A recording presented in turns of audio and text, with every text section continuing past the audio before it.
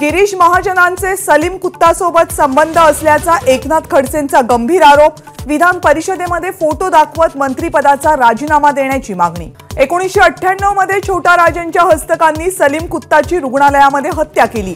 काँग्रेसचे आमदार कैलास गोरंट्याल यांच्या दाव्याने खळबळ। माझी कागदपत्र खोटी असतील आणि गुन्हा सिद्ध झाला तर एसीबीच्या कार्यालयात फाशी घेईन, सुधाकर बडगुजर यांचा इशारा।